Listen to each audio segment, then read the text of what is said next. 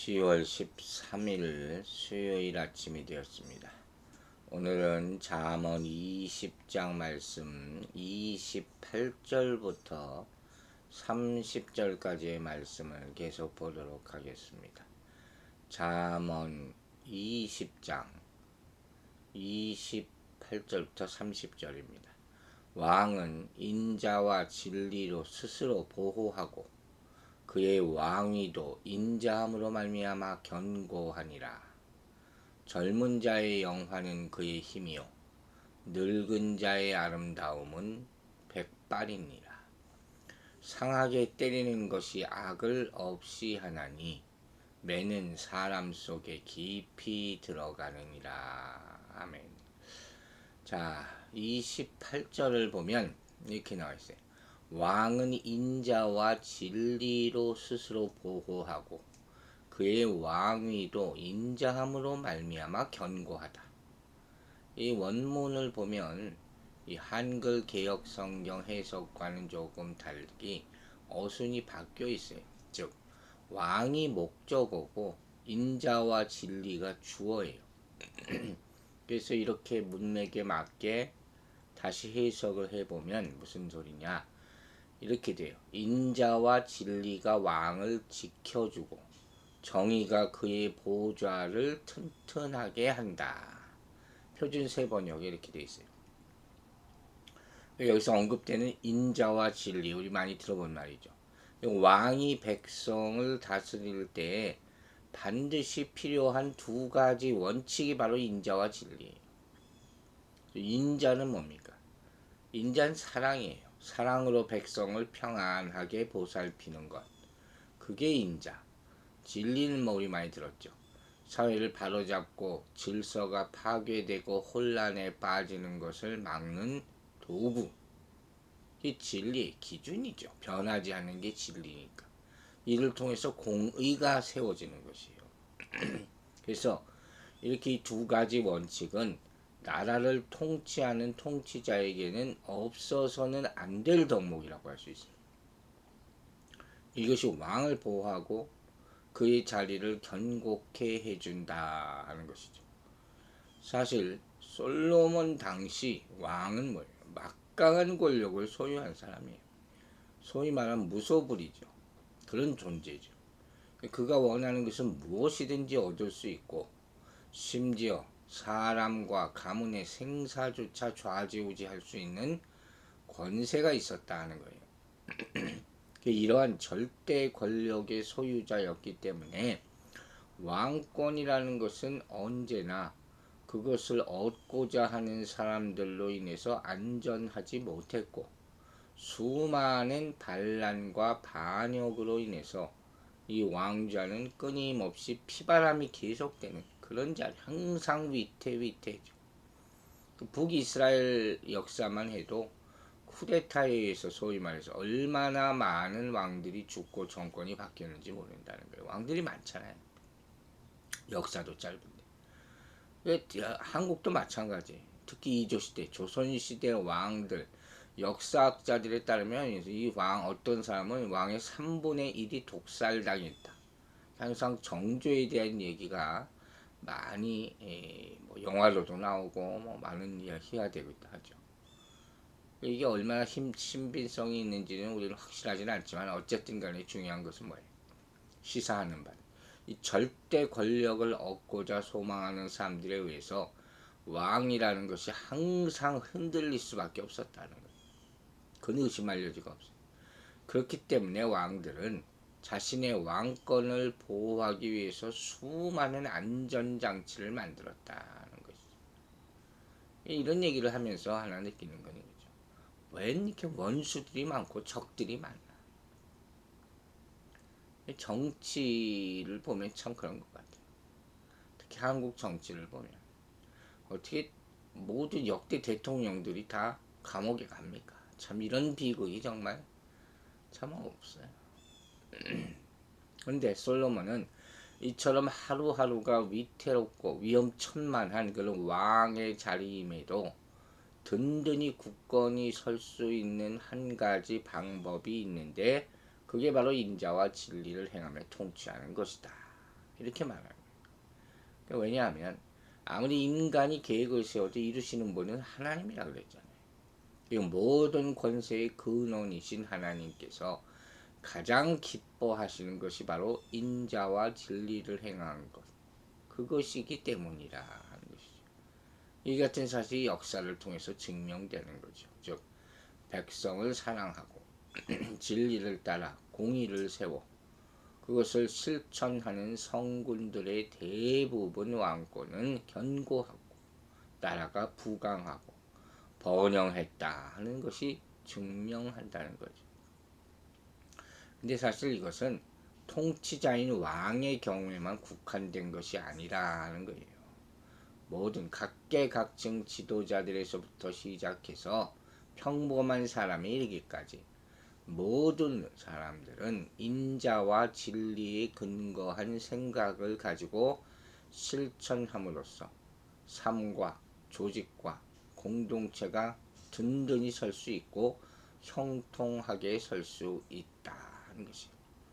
오늘부터 우리는 이 인자와 진리 이 두 단어를 꼭 기억해야 할 것입니다.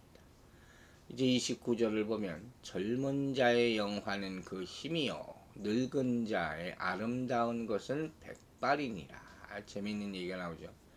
솔로몬이 지금 말하는 것이 무슨 일이든지 의욕적이고 정열적으로 행동하는 젊은이와 백발이 상징하는 게 뭐겠어요? 경험이거든요.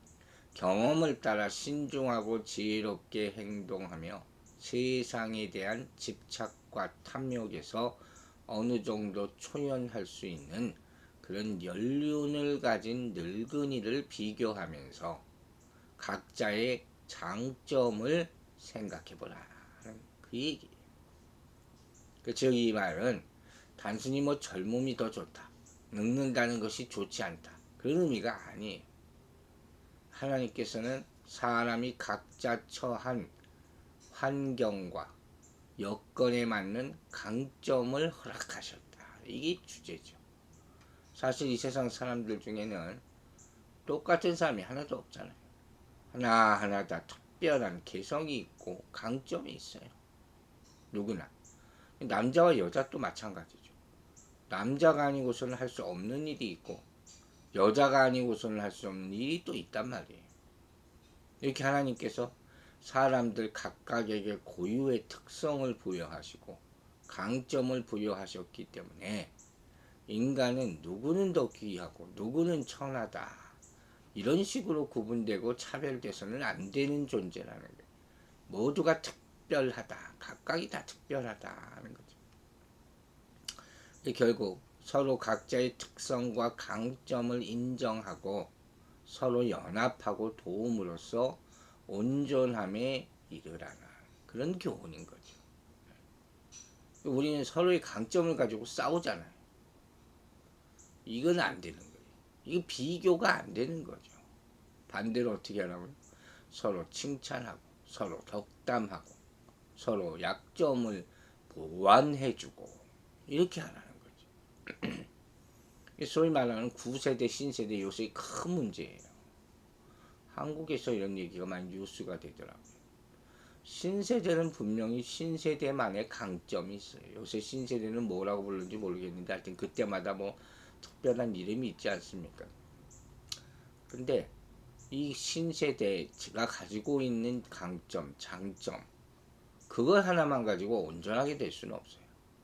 9세대 또한 9세대만의 장점이 있죠. 이 본문의 백발이라는 말이 상징하듯이 인생 여정을 통해서 습득한 풍부한 지식과 경험 이거야말로 누구나 가질 수 있는 게 아니죠. 그러나 이러한 지식과 경험만큼이나 중요한 것이 뭐냐? 또 젊은이가 가지고 있는 패기와 열정, 도전정신 이런 거죠. 그러니까 어느 하나만을 강조해서 그것만을 떠받들고 다른 하나를 무시해서는 안 된다는 거예요. 각자의 장점이 있으면 그걸 인정하고 그걸 조화롭게 사용하고 협력하게 할 때에 더 복되고 아름다운 삶, 더 온전한 결실을 기대할 수 있을 줄로 믿습니다. 그런데 오늘날 우리 현실은 이런 조화 협력을 찾아보기가 쉽지 않죠. 사람들이 다 갈라져 있어요. 동과 서, 신세대와 구세대, 진보와 보수. 아주 끊임없는 갈등으로 몸살을 앓고 있어요. 인종적으로, 종교적으로. 미국도 연합국이에요. 합중국. 그러니까 언제든지 갈라질 그런 여지가 많죠. 이런 문제가 교회도 예외가 아니라는 거예요. 교회 안에서도 끊임없는 갈등이 있어요. 참 안타깝죠. 그러니까 그 이면에는 뭐가 있는 거예요? 이기심이 있는 거예요. 교만이 있는 거예요. 나와 다른 모든 이들은 평가절하하는 것이 열등한 존재로 인식하는 그런 완악한 인간의 심성이 자리 잡고 있다는 걸 보여주는 거예요. 자, 이처럼 자신의 우월함과 특별함만을 고집하면 그에 대한 문제 해결점은 찾지 못하고 영원히 평행선만 긋는 거죠. 결국 이것이 공동체를 하나 되지 못하게 하고 자기 자신을 비참하게 말고 뿔뿔이 흩어지는 결과를 초래하고 마는 그 안타까운 얘기죠. 그러므로 자신의 힘을 자랑하는 청년들은 백발의 노련함을 인정하고 존경할 줄 알아야 돼요. 또 백발의 강점을 자랑스러워하는 노인분들은 젊음의 패기와 열정, 굽힐 줄 모르는 불굴의 의지 이런 것들의 가치를 존중하고 인정할 수 있어야 되는 거예요. 이 개혁을 말하는 사람들은 보수의 안정성을 인정하고 보수를 말하는 사람들은 개혁의 참신성을 인정할 줄 알아야 된다. 그렇게 될 때 우리 모두 삶은 더 아름답게 세워지고 우리가 속한 공동체는 새로운 성장의 발판을 마련할 수 있게 될 것이다 하는 거예요. 여러분, 타인을 무시하고 자신의 우월함을 고집하여 싸움과 분쟁을 거듭하는 우매한 삶을 살지 말고 다른 이의 장점과 위대함을 인정하고 존중함으로 화합과 화평을 이루며 여러분이 속한 공동체를 더욱 온전하고 아름답게 세워가는 지혜자가 되시길 바랍니다. 30절을 보면 상하게 때리는 것이 악을 없이 하나니 매는 사람 속에 깊이 들어가느니라 의미심장한 말씀이죠. 이게 체벌에 대한 거예요. 이 육체적 체벌이라는 것이 그 순간에는 고통스러울 수 있지만 유익하다. 이를 통해서 악을 행하고자 하는 그런 사람은 자신이 잘못됨을 깨닫게 되고 돌이켜 올바른 길을 가게 될 수가 있다 하는 그런 교훈이에요. 이 체벌하면 항상 자녀 교육을 생각하게 되잖아요. 자녀 교육과 관련해서 이 체벌에 대한 두 가지 교훈을 여기서 얻어요. 하나는 체벌은 꼭 필요하다는 거예요. 필요할 때가 있다. 누구든지 자기 자식 이뻐하지 않는 부모가 어디 있습니까? 그러나 자식을 사랑한다는 것이 무조건적인 묵인이나 방관을 의미하는 것이 아니에요. 아이가 울거나 상처받는 것이 싫어서 그들의 잘못을 묵인하고 못 본 척하면 그냥 적당히 넘어가면 그 무슨 소리예요? 그들의 잘못에 대해서 생각할 기회를 뉘칠 기회를 다 없애버리는 거예요. 이 진짜 사랑이 아니라는 거죠. 나중에 가서 문제가 생긴다. 그러한 행동이 사랑이라고 말할 수 없다는 거죠. 또 한 가지, 체벌은 그들 자신의 잘못을 되돌아보고 뉘우칠 만큼 때로는 엄격해야 한다. 건성으로 하지 말라. 본문이 뭐라고 그래요? 체벌은 상하게 때리는 것이다 하는 거죠. 요새 이런 체벌을 하는 가정 별로 없을 거예요. 저도 뭐 애들을 매를 때려본 적이 없어요. 요즘 부모들 그런데 무서워하지 않는 아이들이 많아지고 있다 하는 그런 얘기들이 들리잖아요. 선생님도 스승도 마찬가지고. 며칠 전에 텍사스에선가 학생이 선생님을 총으로 쐈어요. 참 기가 막힌 일이죠. 이렇게 어른들, 부모들을 때리고 폭행하고 욕설을 하고 그런 아이들이 점점 많아진다는 거예요. 그 부모들에게 왜 아이들을 혼내지 않았느냐 하면 도저히 통하지 않아. 이제 안 통하죠. 벌써 공경하는 마음이 없으니까. 그러니까 이런 부모들의 유행을 살펴보면 원칙 없이 무분별한 체벌을 가하는 경우도 있어요. 또 아이들이 심각하게 여기지 않는 가벼운 체벌이나 입으로만 훈계하는 경우가 대부분이라는 거예요. 기준이 없다는 거예요. 그래서 이런 걸로 하여금 아이들이 내성을 갖게 돼요. 아, 요거 시간만 지나가면 괜찮겠구나.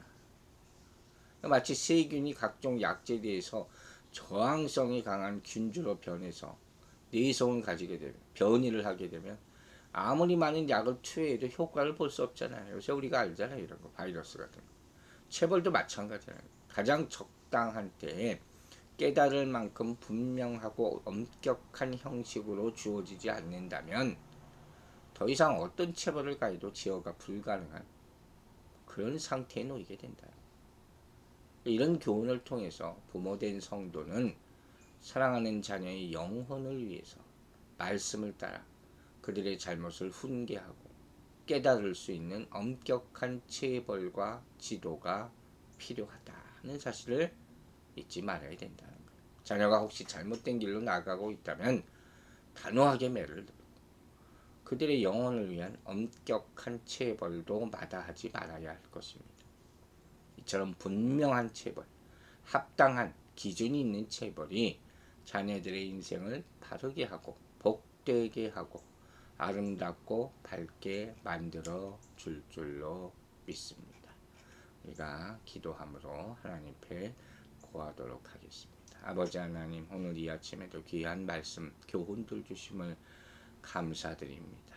우리가 살아감에 있어서, 다스림에 있어서 인자와 또 공의, 진리 항상 붙잡고 그런 마음으로 다스릴 때 우리가 섬기는 공동체가 아름다워질 줄로 믿습니다. 또한 각자가 다 특별한 장점들이 있다는 것을 인정하고 존중하고 또 보완해주는 삶을 어른들이나 또 젊은이들이나 서로 아끼고 서로 서포트해주고 기다려주는 그런 마음으로 섬길 때 가정도 또 이 사회도 아름다운 화합하는 공동체를 이루게 될 것입니다. 우리에게 꼭 필요한 그런 중요한 엄중한 교훈의 말씀을 우리가 항상 받아들이게 하여 주시고 그것이 어렸을 때부터 순종하게 해서 정말로 올바른 인생, 올곧은 삶을 살 수 있도록 도와주시옵소서. 오늘도 아침이 밝았습니다. 세상이 나가 일하는 모든 상황 가운데서 말씀이 적용될 수 있도록 하여 주시고 공의와 진리가 또 인자함이 세상의 불의함에 지지 않도록 성령님께서 능력으로 우리와 함께 하여 주시옵소서. 감사드리며 예수 그리스도 이름으로 기도했습니다.